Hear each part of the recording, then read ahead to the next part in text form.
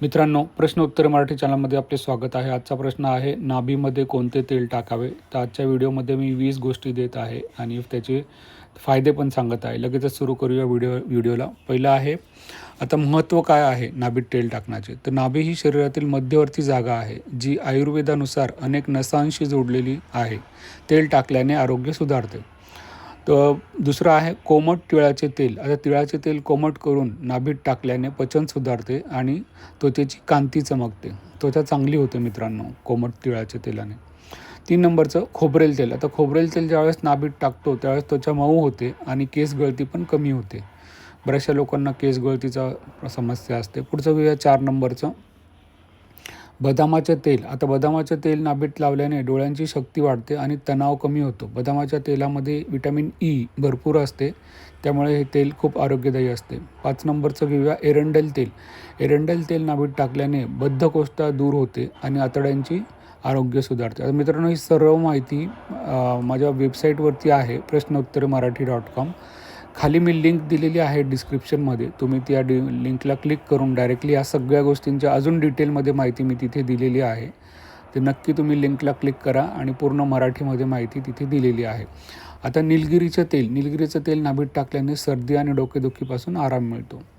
पुढचं घेऊया 8 नंबरचं. आता गाईचे तूप ज्यावेळेस नाभीत लावतो त्यावेळेस त्वचेला पोषण मिळते आणि झोप पण चांगली लागते.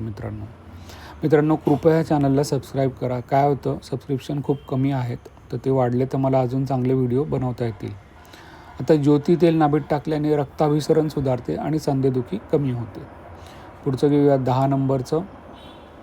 कुठलाही भाग स्किप करू नका मित्रांनो. लसणाचे तेल. आता लसणाचे तेल नाभीत लावण्याने रोगप्रतिकारक शक्ती वाढते आणि जंतू संसर्ग कमी होतो.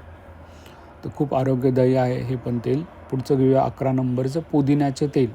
पुदिन्याचे तेल नाभीत टाकल्याने पोटातील जळजळ आणि अपचन दूर होते. आता मित्रांनो, जर तुम्हाला काही शंका असेल, काही प्रश्न विचारायचा असेल तर कमेंटमध्ये तुम्ही लिहा, मी नक्की उत्तर देईल. कापूर आणि नारळ तेल. कापूर मिसळलेले नारळ तेल नाभीत लावल्याने त्वचेच्या जखमा भरतात आणि ताजेपणा वाढतो. कोणाला जर जखमा असतील तर नक्की हे करून बघा. 13 नंबरचं तुळशीचे तेल. आता तुळशीचे तेल नाभीत टाकल्याने श्वसनाचे आजार कमी होतात आणि मन शांत राहते. आता मित्रांनो, कुठलं जर तेल तुम्हाला पाहिजे असेल तर कमेंट करा, मी त्या तेलाची लिंक पण तुम्हाला देऊ शकतो. हळदीचे तेल नाभीत लावल्याने जळजळ कमी होते आणि त्वचेचा रंग उजळतो. पुढचं घेऊया, त्यापूर्वी पुन्हा रिक्वेस्ट करतो, सबस्क्राईब करा. 15 नंबरचं आहे मोहरीचे तेल. मोहरीचे तेल नाभीत टाकल्याने शरीराला उष्णता मिळते आणि स्नायूंची दुखणी कमी होतात. 16 नंबरचं घेऊया. 16 नंबर आहे गुलाब तेल. आता गुलाबाचं तेल जे आहे ते नाभीत लावल्याने त्वचेला सुगंध मिळतो आणि तणाव कमी होतो. छान वाटतं मित्रांनो, तुम्ही करून बघा. तुम्हाला नक्की जर स्ट्रेस असेल तर ती कमी होते. 17 नंबर चंदन तेल नाभीत टाकल्याने त्वचा थंड राहते आणि डाग कमी होतात.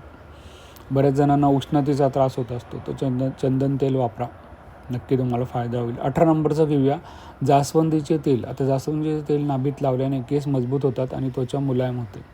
जास्वंद हे केसांसाठी खूप उपयुक्त असते मित्रांनो. जर केसाची समस्या असेल स्त्रियांना किंवा पुरुषांना तर नक्की वापरा. शेवटचे 2 घेऊया. कोरफडीचे तेल नाभीत टाकल्याने त्वचेची आर्द्रता कमी टिकते आणि जखमा लवकर बऱ्या होतात. तर शेवटचं 20 नंबरचं घेऊया. तत्पूर्वी शेवटची रिक्वेस्ट, कृपया सबस्क्राईब करा आणि लिंक दिलेली आहे तिथे जाऊन क्लिक करा. आता आयुर्वेदिक तेलचं मिश्रण लावलेलं ते जरी वापरलं तरी चांगला फायदा होतो शरीराला आणि शक्ती वाढते. धन्यवाद मित्रांनो, बाय बाय.